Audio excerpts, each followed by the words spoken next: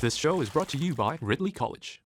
Hi, I'm Scott HARROWER. And I'm Mike Bird. This is the Now and Not Yet. The show where we keep you plugged in to what's happening on planet theology.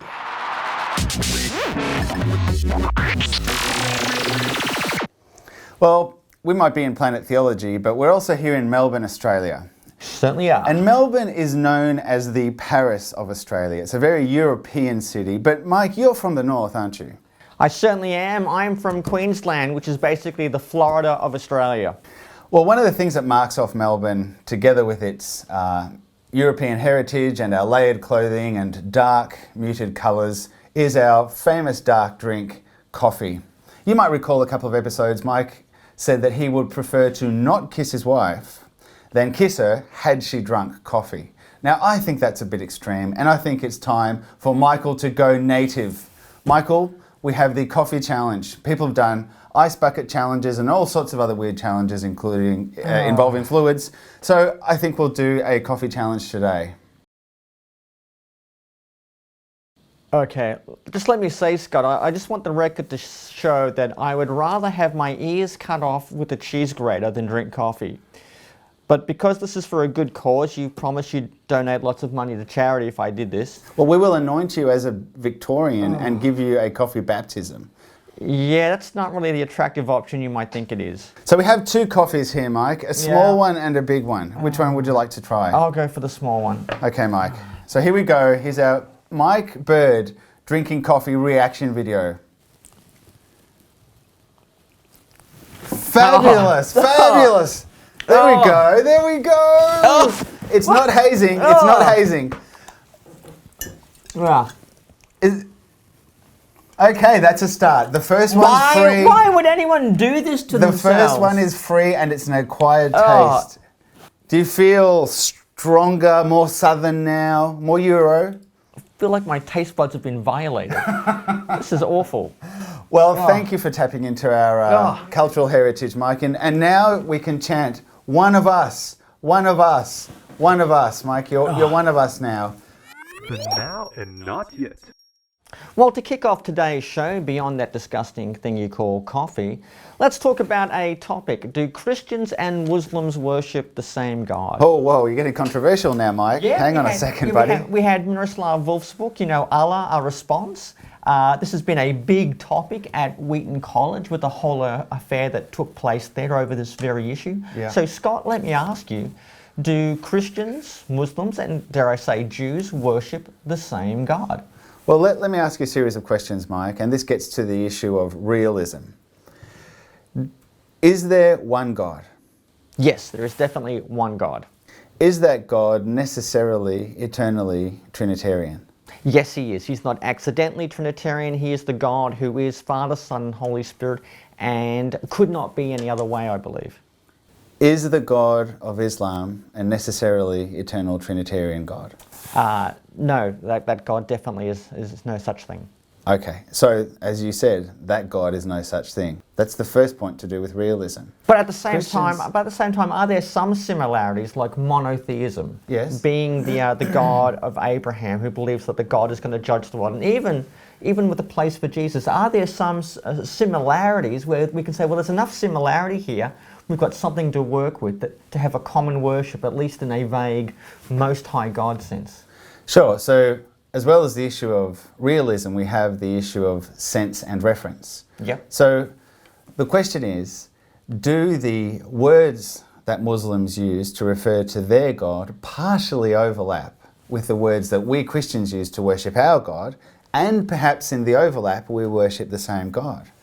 Well, Mike, the thing is that when we use the word, say, goodness or love of God, we use it in a particular sense to refer to our God. And Muslims use it in a different sense to refer to their God. So I don't think we can have joint liturgical services together. So because when we talk about the goodness of God or the love of God, we define them largely in light of the incarnation and the cross. Yep. And Muslims define those attributes in a different way. Although they believe in the same attributes, they define them with a different lexicon and with a different rationale. But defining something differently means you believe something different. Yeah, I think that's definitely true. Yeah. I think that's definitely true. The third issue, Mike, in addition to realism, sense and reference, the linguistic aspect, is the issue of denials. Oh, yes. The Islamic religion includes some necessary denials to do with who God is, and these are things that Christians won't give up. For example, the fact that there is God the Son.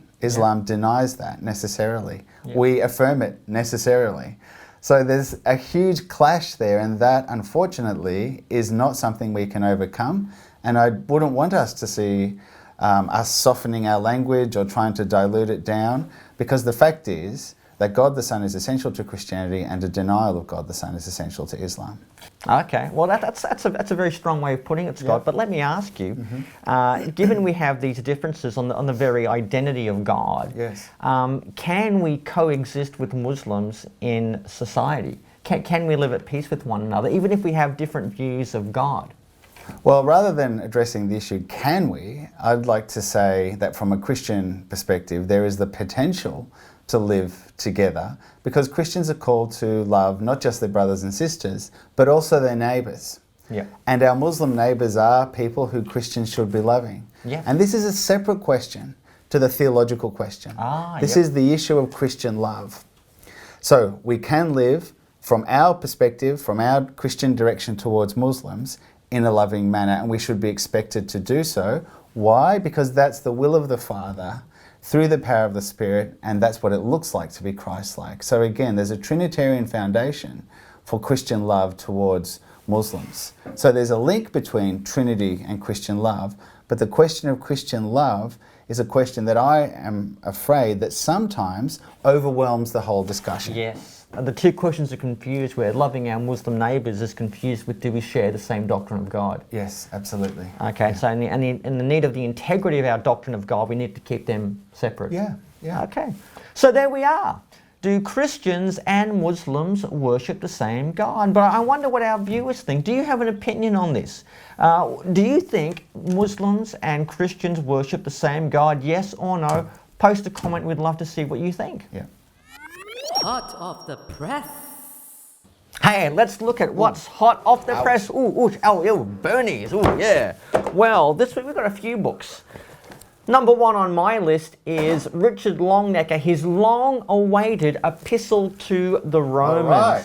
Wow, now, Longenecker has been working on Paul since 1964, when his first book 1964? came. 1964. Was it like LBJ? Was he president back then or something? Were there presidents back then? I don't Wasn't know. it the George era? Washington. I don't know. But anyway, this is now out, and this really is a summary of a lifetime of research on the Apostle Paul, particularly as it's funneled into Romans. There's some very good discussions in here, particularly of the righteousness of God, Israel, that type of a thing. There's a few things about the book that I wish were a little bit different. There's a few things in the bibliography I wish we were there. But I have to say, this really has been a great read. I'm only about a quarter of the way through it, and I'm really enjoying it. He offers some very sane and sober discussions of some very difficult texts in Romans. And remember, Romans can be one of the most intimidating books to study or preach from.